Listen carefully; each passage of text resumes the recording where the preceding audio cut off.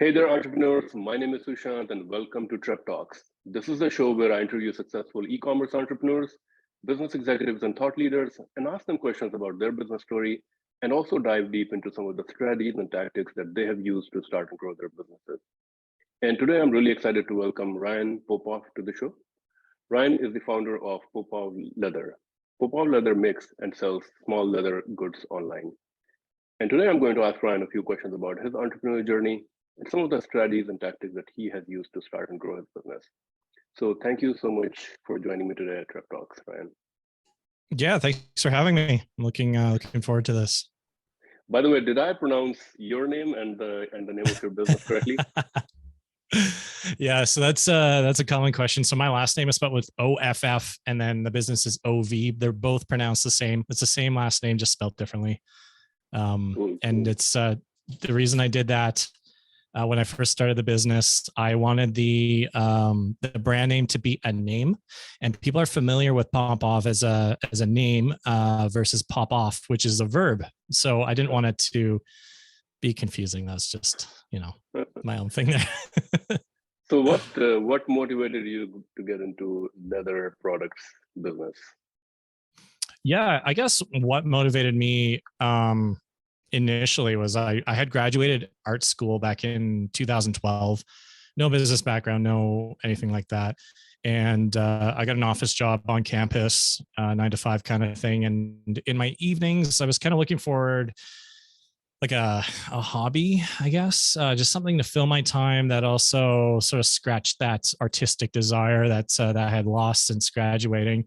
I had no intention of pursuing art as a career. It just didn't appeal to me. So I was kind of lost, I guess. I didn't know really what to do. So I always wanted a wallet that was minimalist and have Velcro branding, anything like that. Like for me, I hate advertising brands. Like I wear $3 t-shirts. My shoes are just unbranded, nothing. Like I just don't like doing that. So I wanted a wallet that was similar, and leatherwork appealed to me because it was a very forgiving medium, unlike carpentry or something where you have to be good at math and measuring and all that stuff. I just, again, being an artist, not good at that stuff. And leatherwork just appealed to me. So I nerded out, I watched YouTube videos and just really got into it. And this was just all sort of born out of a hobby. So why leatherwork? It just happened to be what I was interested in at the time. And, my wife convinced me to put it on Etsy, that same wallet that I was very happily carrying around. And other people were interested. And there's no stronger motivator in the world than someone opening up their wallet to give a complete stranger some cash for what they just made. So that encouraged me. And it just kind of snowballed into what it is today. With every sale, we put it back into tools, better leather, creating new products like book covers, belts, that sort of thing. And, every sale just kept pushing me forward and forward. And so that's essentially how the business was established. What was your art degree in? Like, were you always kind of like a, handicraft, working with your hands kind of a person, or? Yeah, it's funny because I went to university for linguistics initially, and I was terrible at that. So then I went and did English. I got up to third year English and wasn't any good at that. And then so finally, I think it was in like 17th century European poetry or something in the middle of class. I just got up and I was like, I'm going to art school. And so that's what I did. And I excelled at it because I really enjoyed it. And so that's kind of the story there. And I guess my discipline was sculpture, which kind of relates to leatherwork because it's a very sculptural thing. And in sculpture, you're always exploring new materials and mediums. Like there was actually a lot of research involved, but that's kind of what drew me to leatherwork. I use those skills to kind of pour it into leatherwork and research and understand that as a material. And is leather in Canada, is it like, is it a wide, well-developed industry, or is this mostly, leather products are brought from overseas? Well, there are a lot of leather workers in Canada. There's a lot of companies in Canada that support leatherworks, like they sell hardware or they They bring in leather from the States. Roots is a big Canadian brand. They got their origins in full grain leather goods. Actually, back in the 80s and 70s, they had some actually phenomenal products. There's a couple other off the top of my head, I can't remember. But for the most part, actually getting the raw material of leather that's like a very high quality and suitable for belts and wallets, you can actually get that in Canada. It's not produced in Canada. There are tanneries in Canada. One interesting exception is a fish tannery. I forget the province. It might even be in Nunavut, but I can't remember. But they specialize in fish skin, which is like crazy. But you can't really use it for a lot of stuff. You can use it for lining, and it's very thin. And then the rest of the tanneries that do exist in Canada are mostly focused on game, because there's a lot of hunting, there's a lot of wildlife, and it makes sense. But that type of leather is typically only used for bags and clothing and maybe upholstery, which we don't do. I mean, we make bags, but we use our leather that we bring in from the United States. I have noticed, like, when I go to malls and stuff, I'm looking for an item. Maybe I'm looking for a jacket or something, leather jacket, and I found that it has become increasingly difficult to find leather-based products. Like, you can find more of what is called um, you know leather and artificial Yeah, leather, or like yeah. some variations of it, like more not necessarily.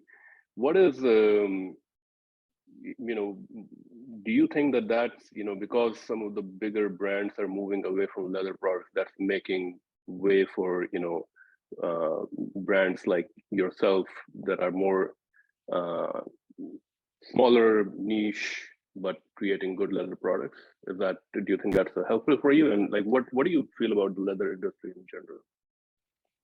I disagree that a lot of brands are moving away. I do think a lot of brands are sort of embracing things like vegan products. Like there's actual vegan leather. There's I've heard of lab grown leather as well, which is really interesting. Um, but there are still a lot of companies out there like Walmart. You go into Walmart, you go to a shoe section or a belt section, they have what's called genuine leather products. Mhm. Genuine is just sort of a slurry of different leathers kind of put together to create a very uniform looking piece. But then you may have experienced this, I know I have, after like 2 years or maybe a year or whatever, it starts to crack and fray, like wherever it bends. And that's typical of that genuine leather. So where we fit in is we sell a higher quality leather, something that's made and produced in the United States and shipped to us. And then we finish it and create a product. But this type of leather is intended to get better with age, which is sort of the antithesis of most businesses and their, planned obsolescence. Like appliance manufacturers, they have, they manufacture a dishwasher that's only intended to last, maybe 5 or 10 years, and then you have to buy a new one. But for us, something happens to your wallet, we're going to replace or repair it for free. So that's kind of where we fit in. And our whole business model is based on word of mouth. It's based on gifting.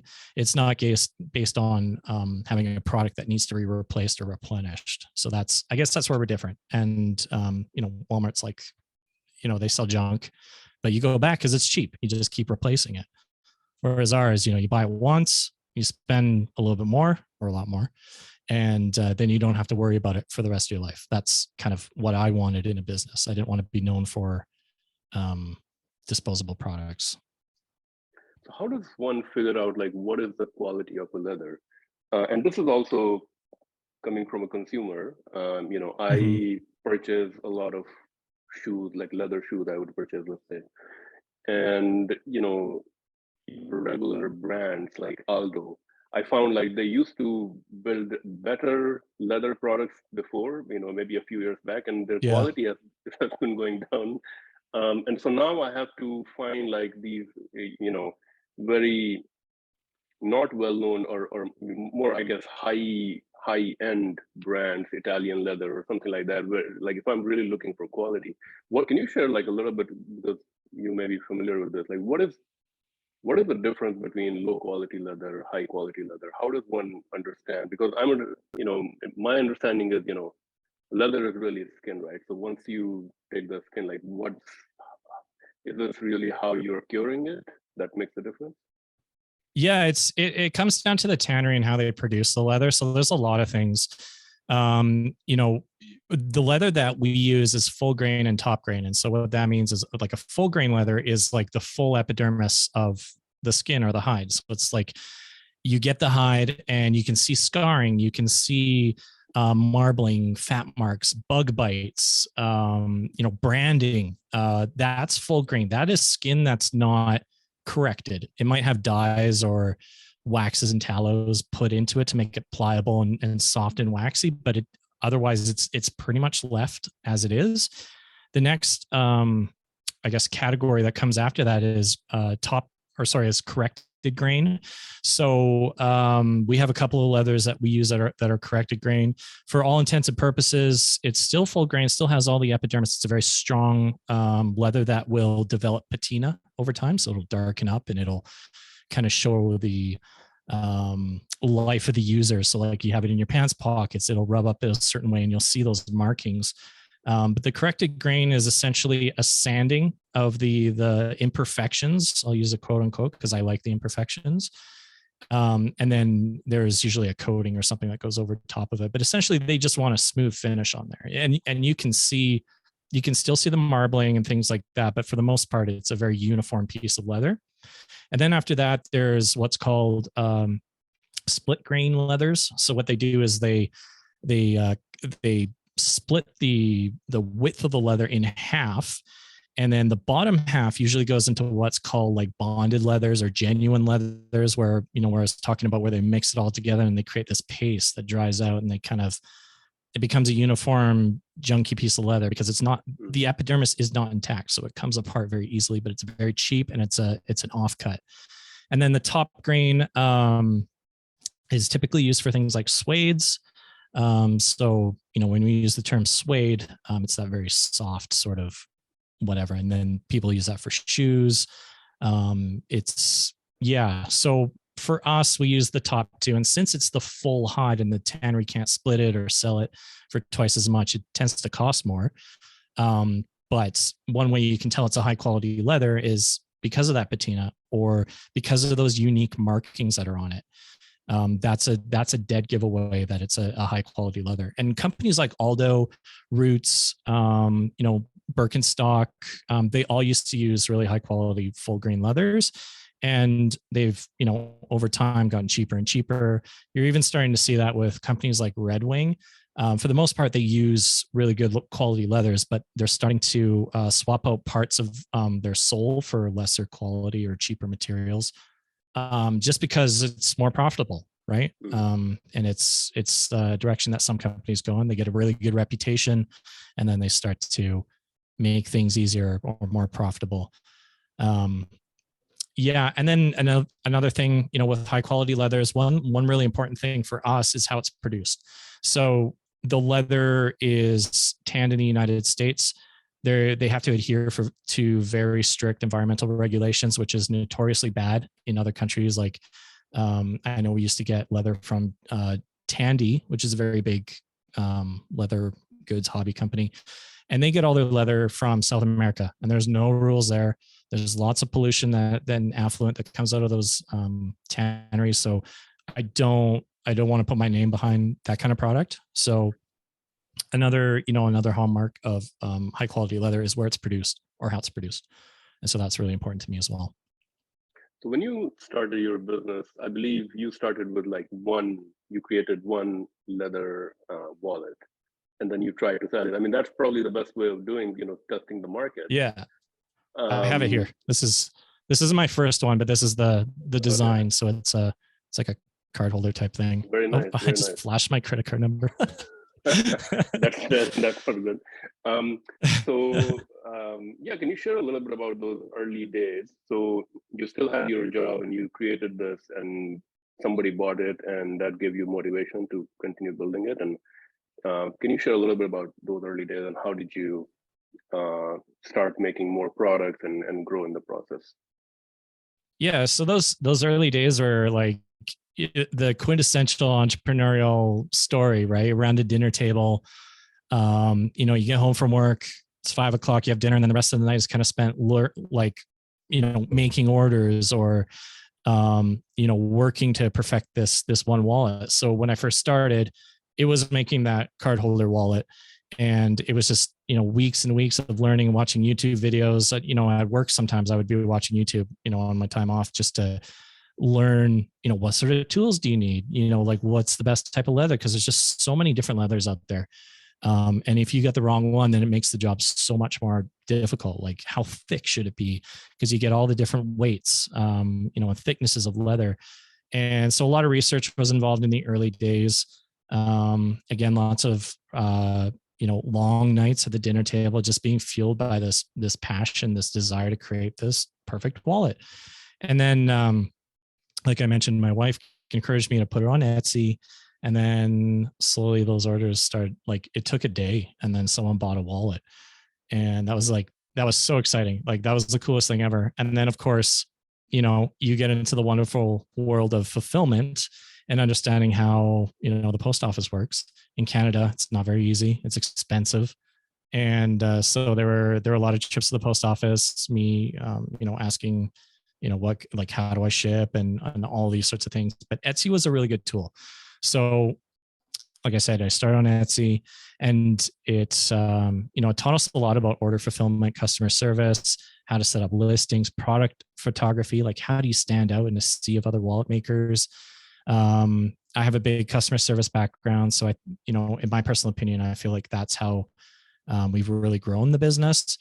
Again, in the early days, a lot of what we're doing now is built on word of mouth. And that's kind of how we started. You grab, my philosophy was to grab someone's attention with good photography, a good price, and then wow them with the customer service, because like anyone can make this wallet. It just, it's everything else that goes with it. So in the early days, it was a lot of, 16-hour days, basically, at work or at the dinner table, just making and fulfilling wallets and answering customer emails. I'm curious what your wife thought about the whole thing. I mean, was she like, what has fathers this guy, building Well, this, trying to build this wallet, yeah, or was she completely in it? Like, was she completely supportive? Because I well, think it's funny. I think that can make a huge difference. Like, if your partner is not supportive, like that can be a big blow to whatever you're trying to do. Yeah, this business wouldn't be where it is today without her, to be honest. It's like you're saying, you need that support system, because there are those long nights, right? And there's orders that need to be fulfilled. And she helped sew, she helped take everything to the post office. Neither one of us were making money. Like, it was just, everything was going back into the business. So we were both working. And eventually she started doing all the sewing, the mail runs, and I was doing the customer service and creating the wallets and doing the photography and marketing. And she was instrumental to, getting the business up off the ground. And I remember we got to a point where I was bringing in enough revenue and clearing enough revenue so that I could support myself. I was making the same wage as I was at the day job. And I remember the day we were at a park, and I said, "Hey, I know we're making this much money, and I think that if I quit my job, I could really take this somewhere." And I remember both of us were like crying in the park because it was such a scary decision. And if I didn't have her support with that decision, I honestly think we would still be working those jobs and just doing this as a side hustle. I mean, that's such an interesting thing that I think, people who want to create businesses, there's this huge fear that what would happen if I, quit my job and then go into my business full time and it did not work. I mean, I have tried in the past, and in my experience, like, if as long as someone is young, like I guess 20s, 30s, and they take a risk and go the business round, and even if it doesn't work, like, I think in the process you end up learning so much, and you end up understanding that you have you go through the process of trying to figure things out, which is very valuable for any company that you can go to. I think people should never worry that if it didn't work out, I mean, they can always find another job. So Mhm. I think, have your perspective changed on that now? Like, if you were Oh yeah, to go back. 100%. And it's different, if you're not generating revenue or you have no sales history and you're just jumping into anything, then yeah, that's a dumb idea. But like, if you're able to prove it out and have consistent results, it is a leap of faith because you become sort of the master of your own destiny. You're not just showing up to work for an easy paycheck. You have to work for it and you have to hustle, and that is terrifying, but also very exciting at the same time. So let me talk about a little bit more about the market. So I'm sure that the wallet market and including leather wallet market is quite saturated. Like there's no shortage of if you go and type leather wallet on Google or Amazon, there's like thousands of options. How do you? So you said one way you stand out is of course your post purchase experience, customer service, and those kind of things. But how do you get discovered in the first place in the sea of all the other products? Can you share a little bit about that? Yeah, for sure. So when we first started on Etsy, when I put up that initial listing and started our store, there was probably, this is back in 2012, and I'm just kind of trying to remember, but there was probably 50,000 different leather wallet stores, let alone listings. So I think Etsy, when you first put your listings on there, they try to emphasize the newer sellers, so to get them to the top of the list, because once you're established, it's very easy to dominate those types of listings. So I think we had a leg up. But the other strategy that I employed was looking at the sea of wallets. How would I stand out on a page like this? And so at the time, everyone had the white background, the classic Amazon product, nothing in the background. So I said, well, what's different? Let's have a background, a textured background that will pop and catch the eye. So I feel like some of that helped, but that was only part of it, right? That was getting the foot in the door, and then the customer goes to the product page. So then making sure that it's very descriptive. You have a lot of photography that the customer can look at. For scale, anything that someone might object about, like how thick a wallet is, how many cards can go in there. Those are all very important for me to have in the listing and to appear as a professional as possible, because anyone could put a listing up there, and it's very easy to get a store going on Etsy. The other thing that I did, which is generally a big no-no, is I undercut a lot of the prices. So at the time, I think I was selling wallets for $19. We sell them now for $69. These are hand sewn, high quality wallets, and I was selling them for $19. So that was a very easy way to get a lot of customers. A lot of tire kicking cheap people will buy, and they're very notoriously difficult to deal with. But I think part of that was, once you get these people who are more demanding, you kind of build up this tough hide and get very good at dealing with customer issues, and you start to wow these types of people who then become repeat customers or people who tell their friends. And is essentially how we started to build the business, was by treating these people like, I would just bend over backwards. You don't like it? No problem. Here's the label. I'll pay for it. Send it back. Here's your money back. Just whatever I could to make people happy was sort of my mantra. And as a result, they would tell people, and that's basically what we did. We didn't pay for advertising, and we're very fortunate. Are you doing advertising now? Are you spending money?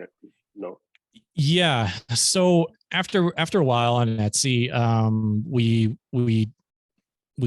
created a Shopify store. And a lot of the people who shopped on our Etsy would then, search for Popoff Leather and find us on our Shopify store. And then it becomes a different ballgame, because Etsy has the marketplace. Etsy has its built-in advertising if you want to take advantage of it.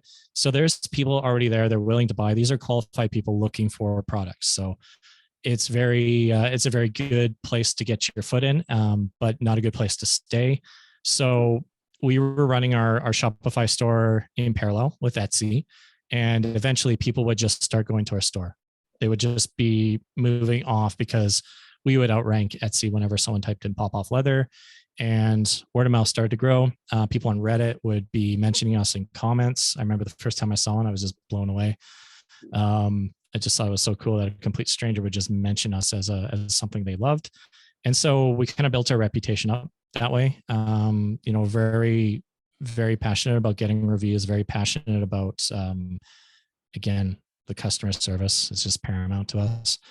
And yeah, I'm kind of rambling on, but to answer your question about marketing right now, what we're doing, again, word of mouth is our primary driver. Organic SEO is our secondary, and then we have CPC. I'm mostly focusing on Google. I have a little bit on Facebook. Facebook is mostly retargeting. Since the iOS updates, we haven't been too keen on the Facebook ecosystem, but those are our primary drivers. What about social? Are you on Instagram, TikTok, and Yep. do you see Yes. a lot of acquisition from those channels? So in the early days, we weren't too good on Instagram, but Instagram was actually an excellent tool for brand awareness. So I think we have something like 74,000 followers right now. And what Instagram did for me and my business was force me to become a better photographer. So, I challenged myself to do a photograph every day for an entire year. And I ended up doing that. And my ability as a photographer went up quite significantly. So that material that I created in those daily exercises is reused on our website. It's reused in our marketing materials. And we do get traffic from social platforms. So I focus on Instagram because it's a very visual medium and that works really well for our brand. And then I just cross post to Facebook, Twitter, and Google Business with a program called Agora Pulse that does all four at once. And for the past couple of years, it's been good. I wouldn't say a ton of people, come off social and buy from us. I think what happens is they see us and then maybe they'll type our name into Google. So we get a lot of brand searches. Brand search is like our number one.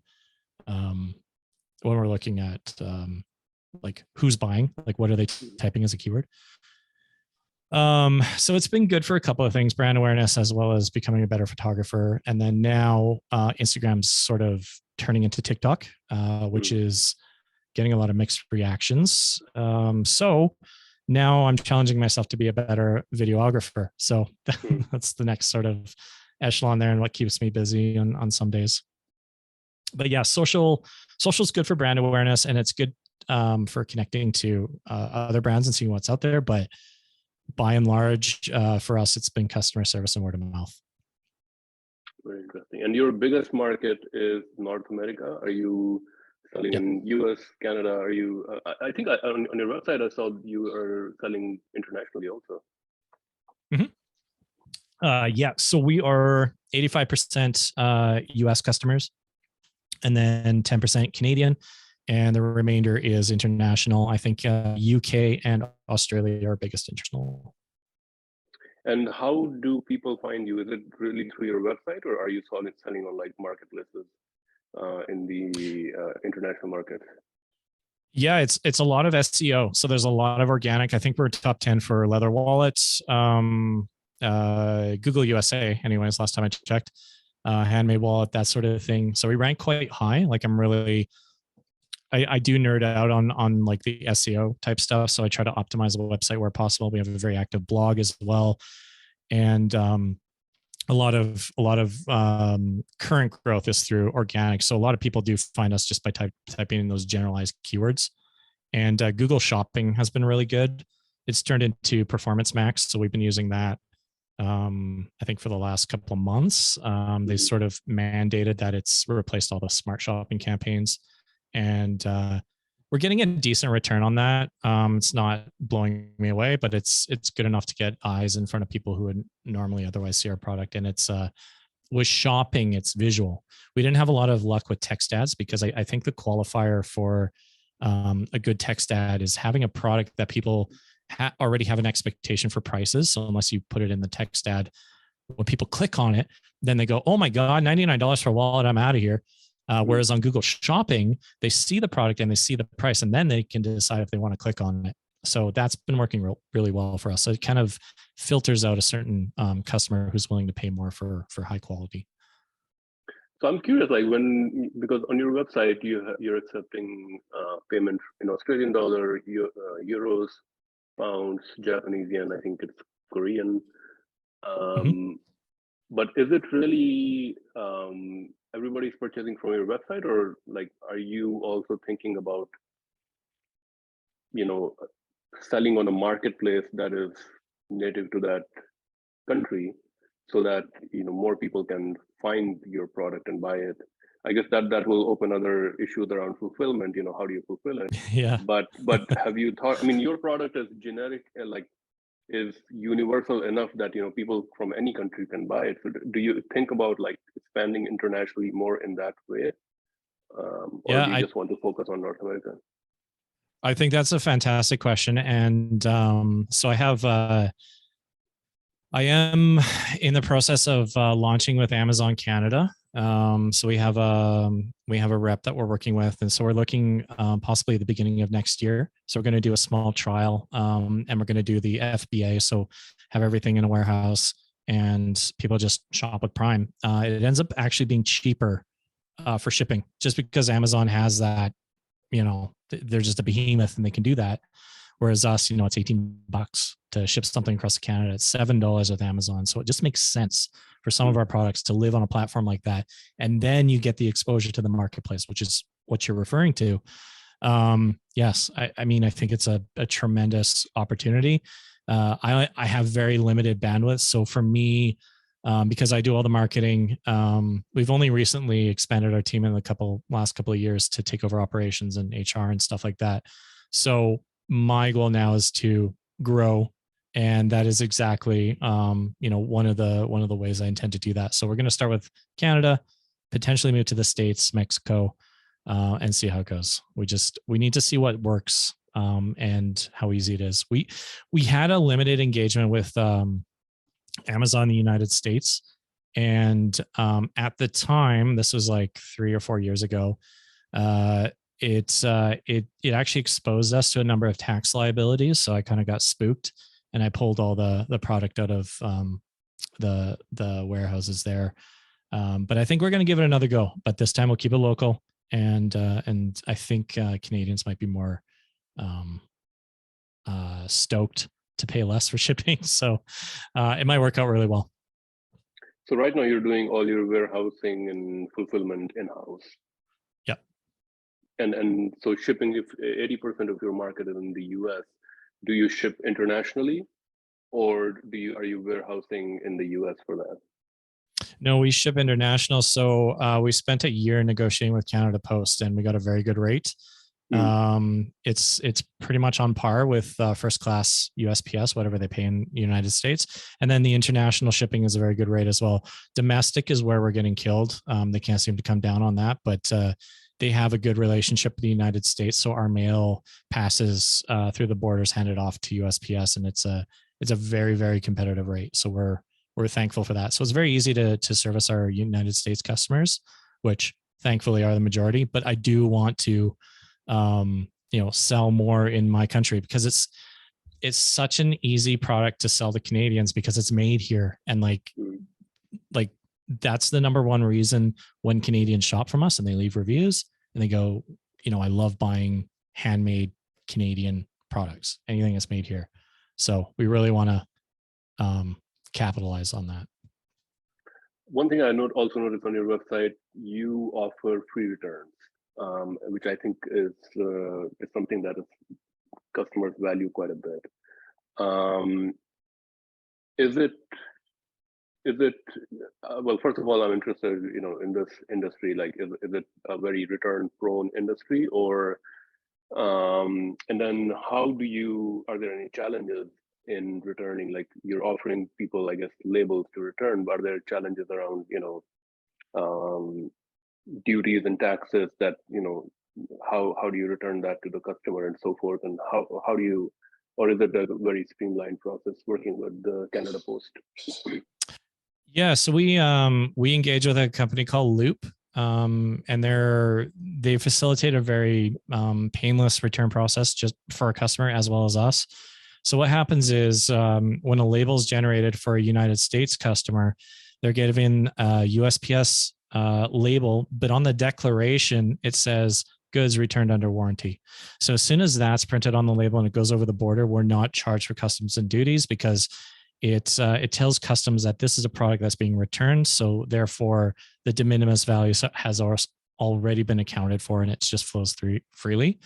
The problem is when people use their own labels or go to the post office and do their own thing, then there is an issue with customs, but that's very rare. In our industry and e-commerce in general, I think mostly for apparel, I think the e-commerce return rate is somewhere around 20%. Last time I checked or read a study on it, our return rate is 2%. So the products that tend to get returned the most often with us are belts, because again, that's the closest thing we have to apparel. You have to size it properly. We have instructions, but unless you're in a store trying it on, it can be difficult. So, we're very happy with a 2% return rate. We're very happy to pay for those labels. Again, that falls in line with how I want to treat customers. Like if I was shopping somewhere and I had to pay for a return label, I'd be kind of annoyed. I probably wouldn't buy there again unless I really, really like their stuff.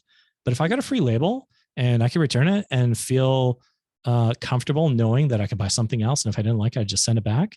Heck yeah. Like look at Amazon. Like that's one of the reasons I shop on Amazon is because of that reason. So I want to offer that to our customers. And thankfully, because our return rate is so low, it's not a profit loss for us to have that.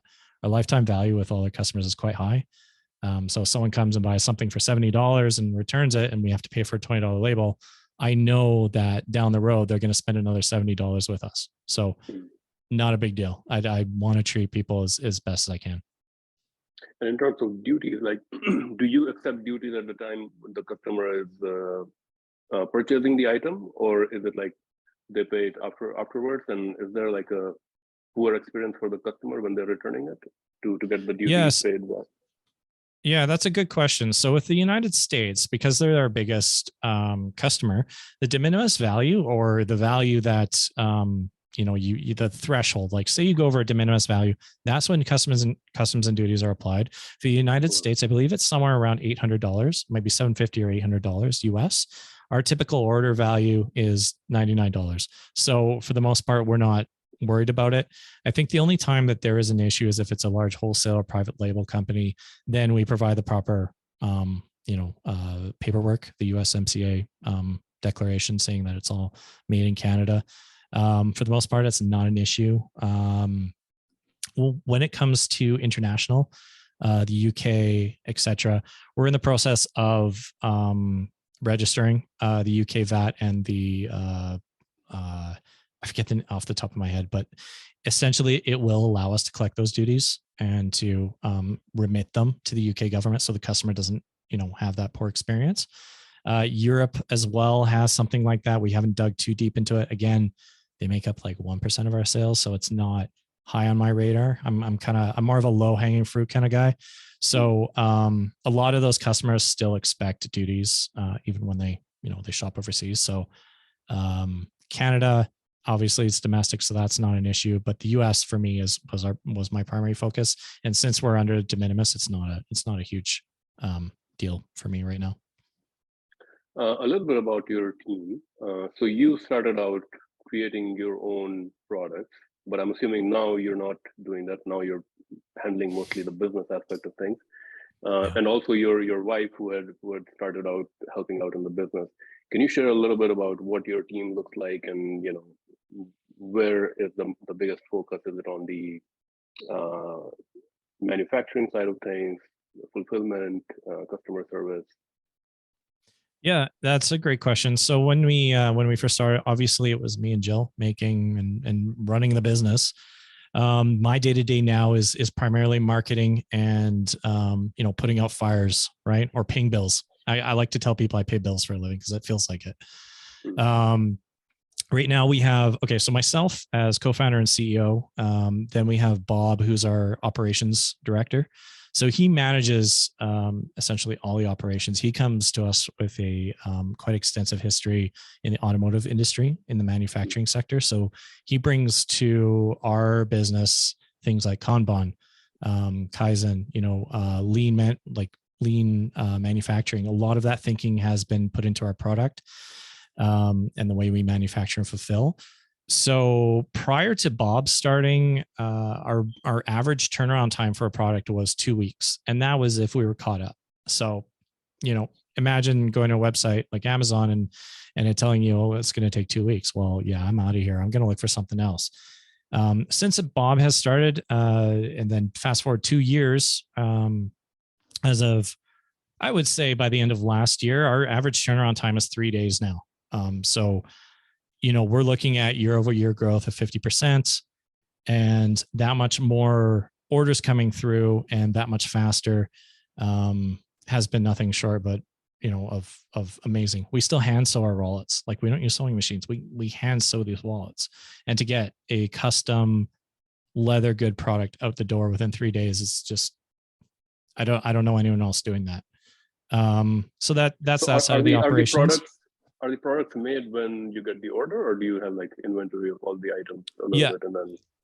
Yeah, so it can be both. We have inventory, so we run a Kanban system. We have a certain amount of units on a shelf, and when that runs dry, then we have a ticketing system. We use a manufacturing software called Katana, and that links with our our Shopify and our shipping software. And so we're able to forecast and have inventories based on the need and desires of our customers and the volumes that they come in.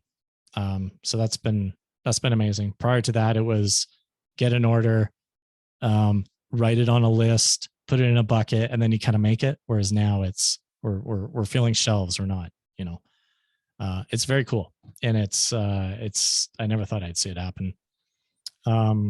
And then we have Stacy, who's our full-time product developer. So that used to be my job, and she worked with me prior to that, doing the engraving and she was very good with Illustrator, and that's kind of how I did my schematics and designs. But she had a really keen eye, and she understood the way we design wallets and the aesthetic, the minimalist styling. And so she took over, and she's been producing basically all our new products for the last 2 or 3 years. I don't do that anymore. We kind of work together, and she's currently working on shoes. So next year we're going to be introducing a loafer, a handmade, hand-sewn leather loafer that rivals companies like Viberg out of Victoria, and that's a whole other ball game. But that's something she's working on. I wouldn't be able to do stuff like this. Like, it would take too much time. Like, she's been working full time this entire year just working on that. So hats off to her, and I'm really looking forward to launching that next year. And our most recent executive hire was director of people and culture. So, once I think I heard another entrepreneur say, or a few entrepreneurs say, that once you get to 15 people, you really need someone in HR. That was so true. It was like almost to the day that we hired, and that's been revolutionary. She's introduced a lot of learning and development plans. She works one-on-one with all our employees to make sure that they're happy, that they're fulfilled. It's not just about getting a better paycheck. It's about actually contributing to the team, or, what are your goals outside of work? Like, what do you want to do, and how can we help you support that? So she does a lot of that. She helps facilitate basically everything that's not operational. That's kind of her, and she excels at it. So that's taken a lot of weight off my shoulder. It's taken a lot of weight off Bob's shoulder. I know last year Bob and I spent a lot of time dealing with a lot of HR issues that were not in our wheelhouse. Like, we're very, production focused people. We're not, I hate to say it, but I'm not much of a people person, and I just wasn't good at it, and I didn't enjoy it, and it was very stressful. So we hired Shannon, and she's just wonderful, and very thankful to have her. And then, we have a customer service team, we have a shipping team, and then we have production. And production is, I think, 16 or 17 people in a shop right now.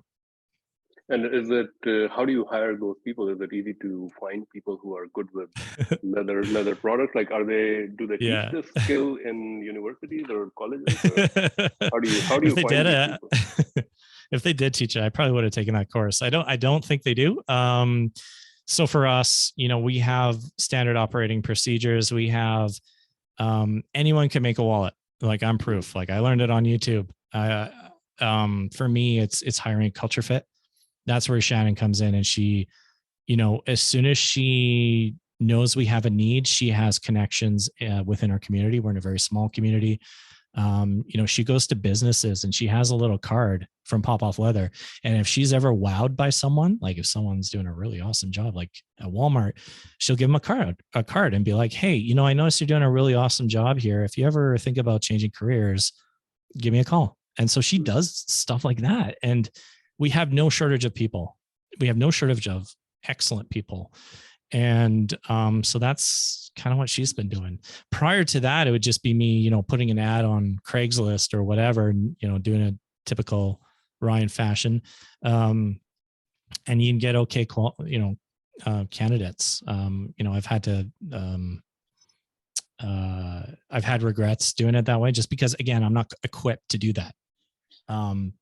But when you hire for culture fit, you can train anyone, right? You can train anyone. This isn't rocket science. Sewing wallets, right? They're just shapes. So to answer your question, you do not need to be a leather worker. In fact, it helps if you're not, because we don't work like a traditional leather worker. We have our own processes and ways of doing things. So for us, it's more important that you gel with the team and you kind of agree with our core values. So we have 4 core values, and that's part of the interview process. Interesting. In every entrepreneur's business, there's always, mistakes made, failures, lessons learned. Can you share maybe in your own journey? I'm sure there were quite a few mistakes or lessons learned. Yeah. Like the one big, 1 or 2 that come to mind, and what did you learn, and what can other entrepreneurs learn from that? Well, I think instead I'm going to give you a cheesy answer. You may have heard this before, but there's a million mistakes that I make or have made in the past. There isn't one that sort of is,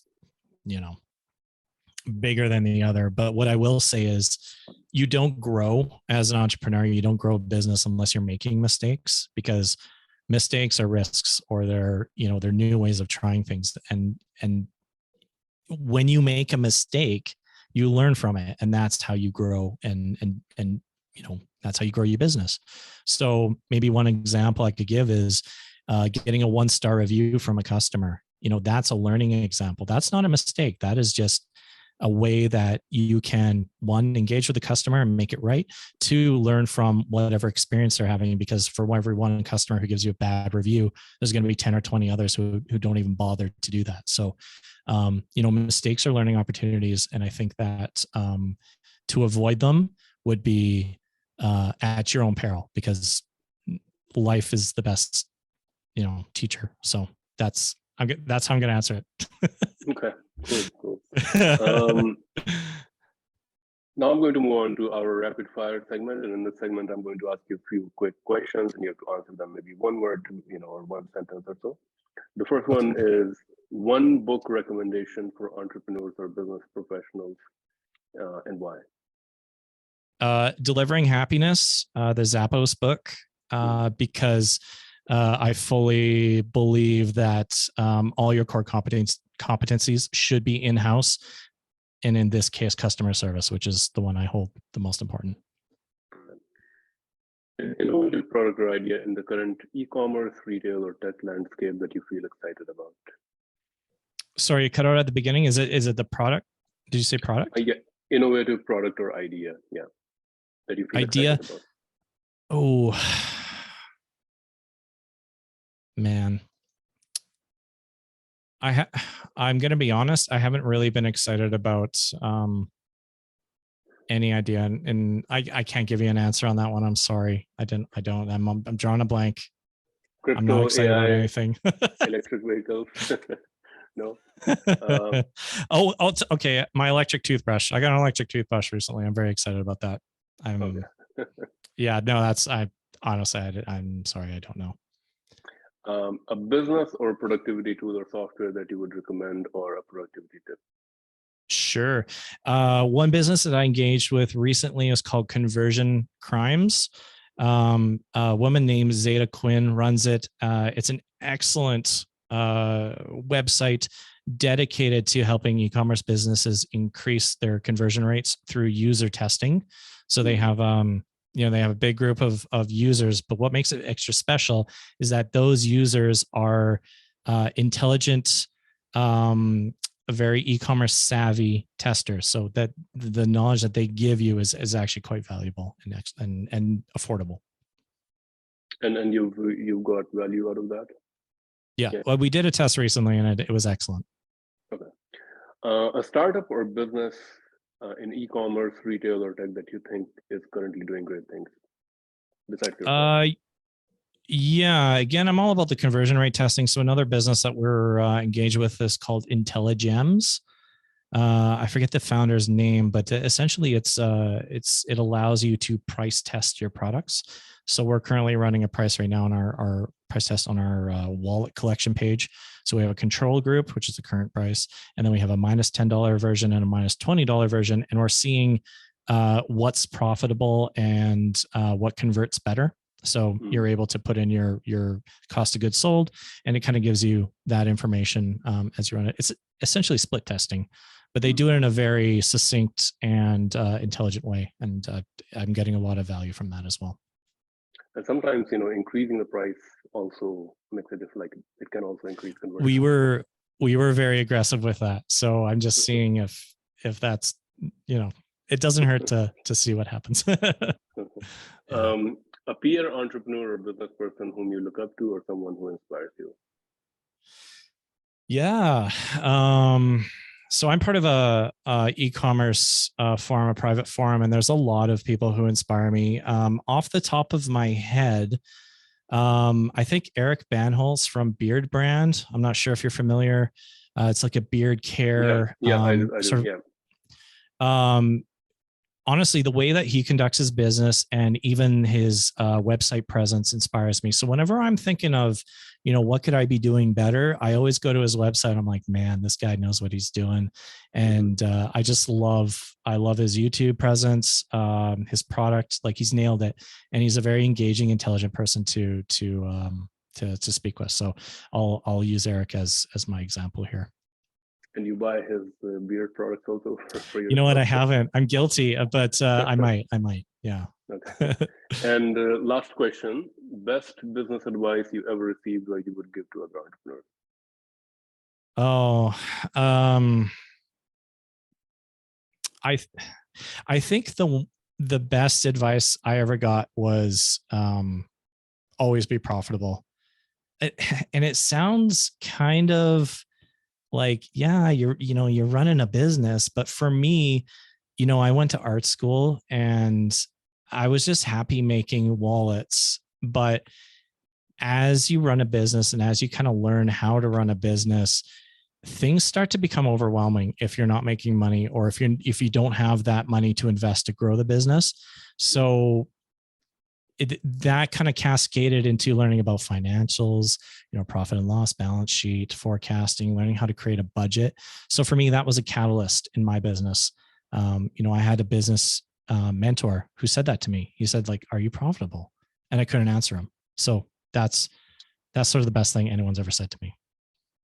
And I think Warren Buffett, I think his two rules of business are, I think the first one is don't lose money. I think that those are, rules of investing. Don't lose money. And then the second rule is don't forget rule number one. So, yeah. I think it's kind of similar. So thank you, Ryan. Those were all the questions that I had. Really, really appreciate it. If anyone wants to purchase your products, what is the best way they can do that in US, Canada, elsewhere?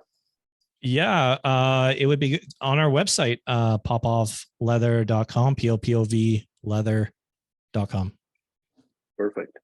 Thank you, Ryan. Thank you so much for your time today, for you sharing your story, for sharing your lessons learned and advice for other entrepreneurs. So yeah, thank you so much for joining me today at Trip Talks. Thanks for having me. I appreciate it.